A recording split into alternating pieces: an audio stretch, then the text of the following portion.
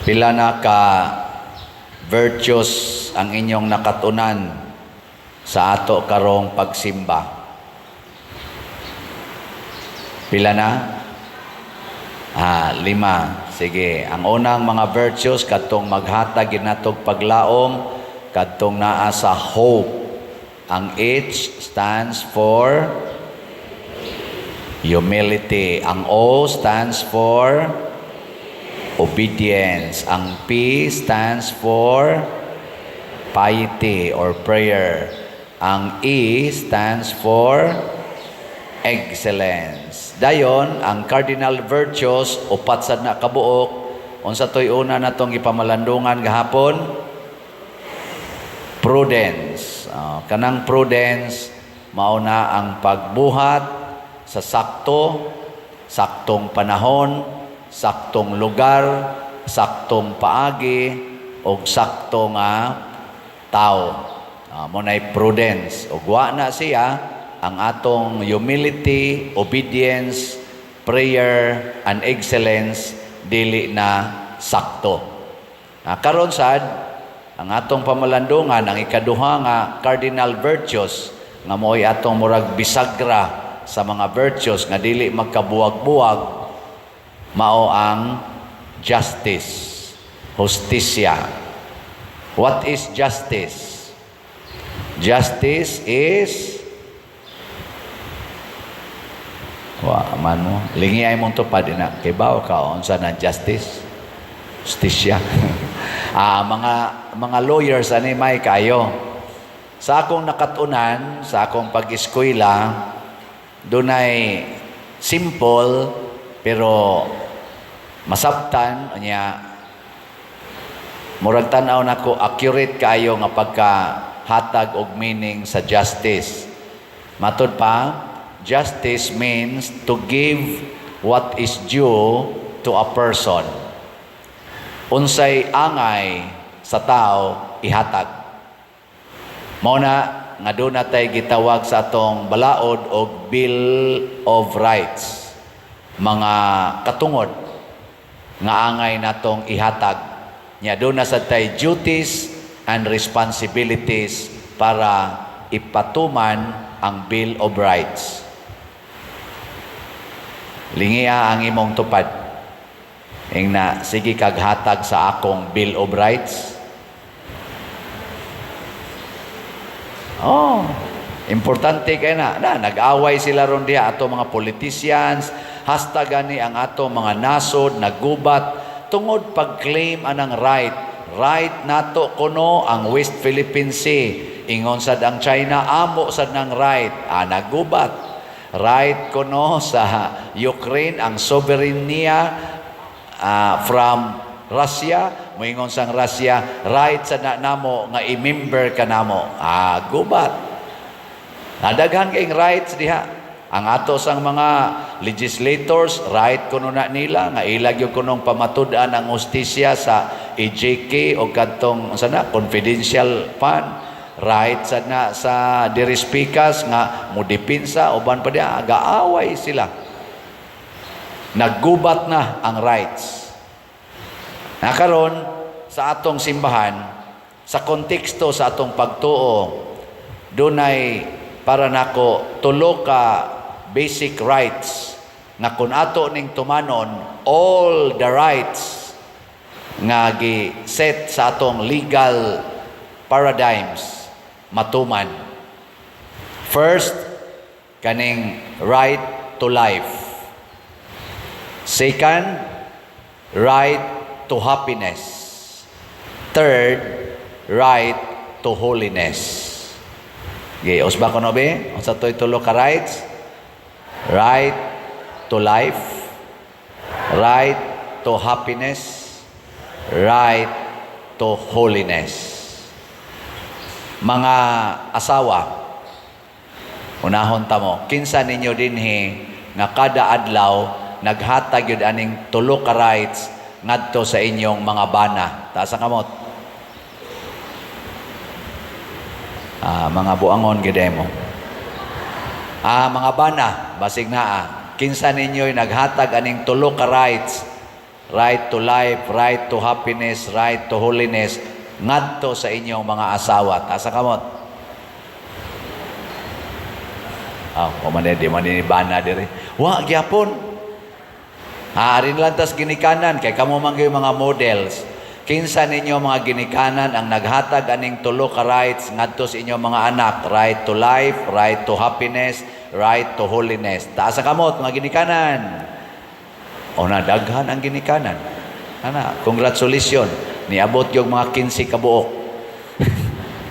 Haari sa tas mga anak, kinsa ninyo ang naghatag aning tulo ka rights ngadto sa inyo mga ginikanan, kaning right to life, right to happiness, right to holiness. Taas ang kamot. Usara mas anak, mga buango na dero mga anak, no? Kamo na lang, parishioners. Kinsa ninyo imuhatag aning tulo ka rights nganhi sa inyong parish priest. Taas ang kamot. Otro sa day mo. Mangutana na lang ko ninyo. Sa akong pagkapari dinhi for almost 6 years na. Masigwa na ko next year. Sa inyong tanaw, nahatag ba nako ninyo kining tulo ka rights o wa? Yes, mga sip-sip.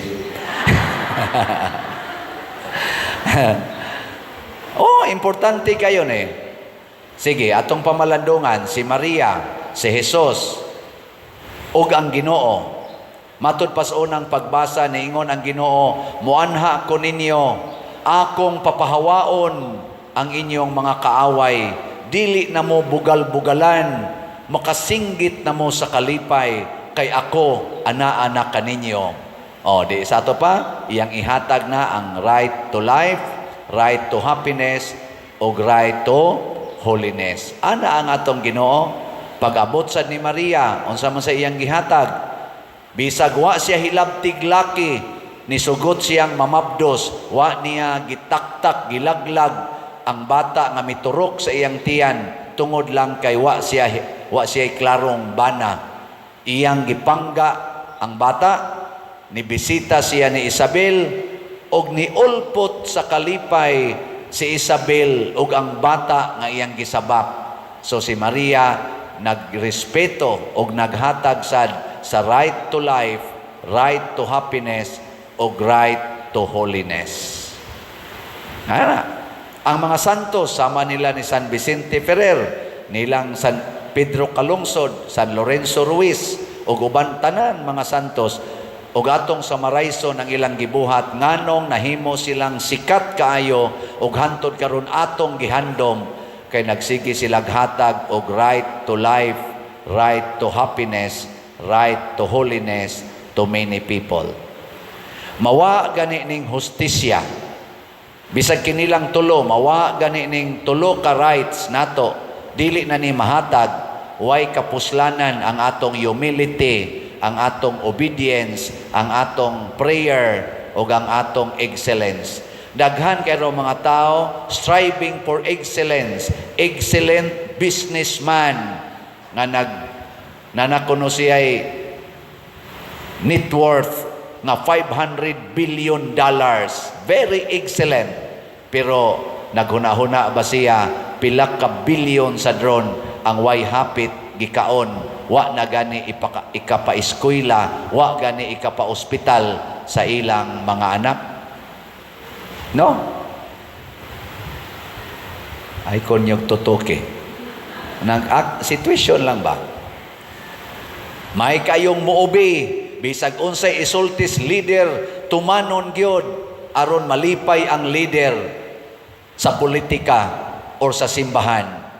Pero daghang mga tao ang gisakitan tungod sa ilang kalipay.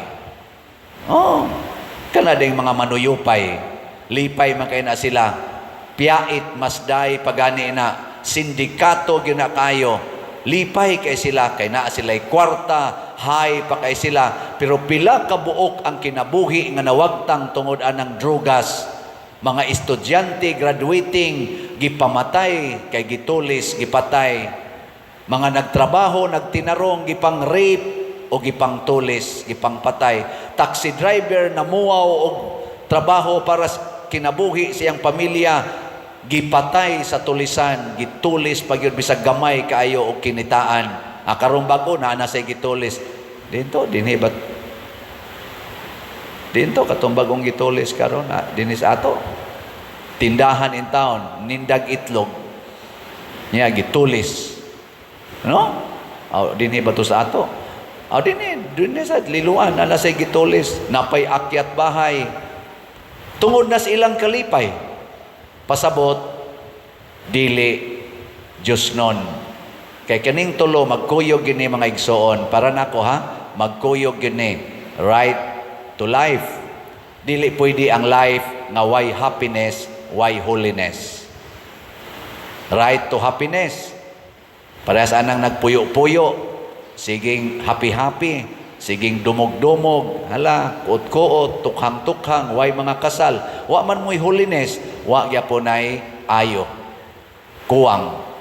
Nya mao na ang resulta, di sad mo appreciate og life. Unsa may inyong gi-appreciate ang pleasure. The pleasure in doing sex. Pero life dili. Butangin ag ayude, butangin ag kondom, butangin ag pills, pagpalaygit, unyag masipyat i-abort. Kaya ang atong giapas ang happiness ra nga gitawag og pleasure. No? Kamong mga manag-uyab, siging tiksanay, video call pa, kunuhay, close kay mustanan, kay we love each other. Nya siging tanaw anang porn. Magsiging exchange anang inyong mga pakita-kita anang inyong mga lawas nga mag-CR, mangligo, i-video kay mutanaw sang uyab. Nya inikita, tinukhangay dayon. Why happiness? Nagtuo mong makalipay na sa inyong ginikanan kung ilan ang mahibawan? Nagtuo mo nga ang paggastos inyong ginikanan ninyo para mo eskwela, naara ninyo gihurot anang naang mga laway, ni anang mga sugal, scatter, computer, games, o guban pa. Nagtuo mong makalipay na sa inyong ginikanan? Mga anak? Uy, nagilingi ay mong tupad. Yung na, sugod karon, sige na, ihatag nako ang imong mga rights. Sige, sige na. Imong rights ba? Nya, unsa man paghatag sa mga anak, sa rights sa mga ginikanan to happiness, to life, and to holiness. Unsa man, mga anak, matud pa ni Kristo, honor your father and mother. Honor their words. Pasabot og maingon ang ginikanan, pag nga na ng cellphone, pangatog na mo, pag nga dayon. Lipay kay na sila. Nya di na sila magyaw-yaw, di na sila maproblema, di na sila ma-stress. Wasad na kayo sila'y sakit. So naasad sila'y long life. Pero inigtanaw dito, walang yapon mo paong hangtod mo ingon ang ginikanan, kamu ba mga buang ang pag nga na. Nya magsigit og unahon na buang. Hay kani maliwat ni mga panuway dag hay maliwat. Sige nag-ana. Tinarong mami diri hay ni maliwat tuat inginis apuhan, tuas apuhan. Makadungog ang apuhan agilibaksan animal kami gipasanginlan. Awa na gaaway na stress na, sakit, giatakis kasing-kasing patay. Mga anak giing na inyong parents mga anak. Inama din agiti ka tagaag headaches. Sige na. Wa man sa mga anak din. Mga bana, kanang inyong sigig sugal, kanang inyong sigig inom, siging barkada, nagtuo day mo nga nakahatag mo sa right to happiness, right to holiness, labi na ginang inyong kabit-kabit. Nagtuo day mo makahatag nag right to life and happiness and holiness to your wives. Di oy. Luoy kayo inyong wives, magbahog sa iyang luha o sipot. Luha ra. Luoy kayo. Kanang inyong dili pagpalit og slat, nagtuo mo nakahatag mo ana og right to happiness and holiness pare. Nakahatag sad kay holiness man kay moingon raman ko. Bahala nagway halin ang slat. Padayon kong magpabaga sa naong sa pagbaligya. Di ba? Hilingay mong tupad. Na tagaan na to sa right si Father. Natagaan na to siya sa iyang rights. Di tamanguli, basta di kapalit og slot. Oh, inig-ingon dito sa kanang atong may lamisa diha o sa opisina, padir, purting daghanang namalit og slot. Ay, praise the Lord. Dali, pwede pare. Inyo nang gihatag ang happiness. Unya kay kanang atong slot, ipanghatag man natong bugas kaning atong Santo Niño's healing gifts. Ihatag man natong mga bugas ngadto sa category D. Di inigpasa sa dana nga tumuana sa atong mga pobre kay natong mga igsoon. Ay, praise the Lord. Salamat. O to na, napasa ng happiness. Unya ka ng pagpalit ninyo og mga slots, itukod mo na natog mga balay sa mga way balay. Labi na karon sige uwan-uwan. Dritso ang tubig nga tos ilang sulod. Di, mahimuan sa silag balay. Praise the Lord. Oh, nahatag na sang happiness. Niya kay mag-Christmas party man ta sa tanan nga nag-alagad nato dinhi. Mga almost 500 ni kabuok ang ato mga active kanang choir, lectors, sacristan, mga organizations ato nang himuag Christmas party karong December 27. Ato man ang panagaan sa silag mga gifts ginagmay. Moana sa na sila, ay praise the Lord na agi di ay ginagmay bisag once a year lang. Oh, di napasa na ang happiness. Kanya kay ma-inspired man na sila, mawagtang ilang stress, life, nasa na, long life. Kanya kay magsige mo nag-pray sa Ginoo, sama ni Isabel o ni Mama Mary, praise the Lord man, ananasan sila'y holiness. Kanya kay ang uyab, ang laki, di naman gid siya mo attend og kiss, di na siya mo attend og himog premarital sex sa iyang uyab nga babae, unsa may mahitabo? Maguol ang iyang uyab. Hala, ka-boring sa akong life. Maana man ang mga yawanon nga uyab. Pero, ang laki, naa niya ang holiness. Naasad niya ang life. Nga naman, kay wa man niya usik-usike ang life. Kay kon kanang naghimog premarital sex, simbakog mabuntis na, ditso dayo nag-abort. Mao nang doon natay average 73 million abortions matud pas Google based on WHO na atay average 73 million induced abortions in the world every year. Average of 200,000 induced abortions every day. Luoy kayo, nahimo na tang criminal generation, a killer generation. Oh. Giling nga imong tupad. Inaokay ra kas abortion. Inaokay ra kana abortion. Kana abortion ra na. Wa pay labyot diha ang nagpalaygate, nagpabasiktomy, anti-life gyapon na. Wa pay labot diha ang nag-same-sex union, anti-life gyapon na. Nganong ga same-sex man mo, makaproduce day mo bata? Dili, anti-life, pleasure ra gyapon, companionship. Di man na mo'y purpose sa gitawag natog marriage. Procreation may purpose sa marriage. Nganong nagpalaygit man ka, nganong nagpills man ka, nganong nagkundo man ka, nga procreation man. Ika padiroy di madaoy, daghan kay mga anak. Ay kaguol basta nimo nang daghag anak, basta tinarong lang ang inyong paghimo anak. Di man ka mo'y mubuhi, ang Ginoo may mubuhi. Minsan gustos Ginoong kuha-kuhaan kay ni sobra na usa ka linog lang, wa nahurot naman tang tanan. Para karon gusto mo maglinog. Gusto? Gusto ha kay overpopulated naman ka ta. Overpopulated man ka ta. Tagaan tas Ginoo og linog, intensity 9, nya mo last og 1 minute. Wa na tibuok kalibutan magdungag linog. Wa na almost 2/3 sa population sa kalibutan hurot na in 1 minute. Kahilas biya nato nga murag kitega kuas kinabuhi. God is life. Siya mo'y kinabuhi, dili kita. Matud pas atong tubag sa Salmo nga nagyabag tag tubag. Unsa to? Hoy choir, kamo ha, wa gyud mo maminaw sa giinton diri sa atong lektor. Hibaw ko sa atong online ay naminaw ato.